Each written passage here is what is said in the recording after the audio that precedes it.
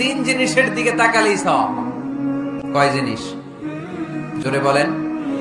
এক নাম্বার আন-নাযার ইলাল মুসহাফ, কোরআনের দিকে তাকালেই সওয়াব, পড়া লাগবে না, পড়লে তো সওয়াব আছে, তাকানো মাত্রই।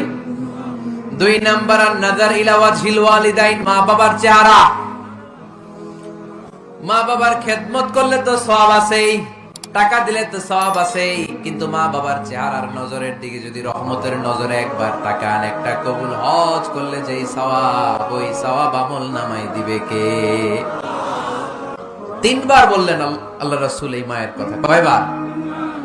আল্লাহ হাবিব বললেন মা মা মা, তারপরে মা কয়বার, বাবা কয়বার।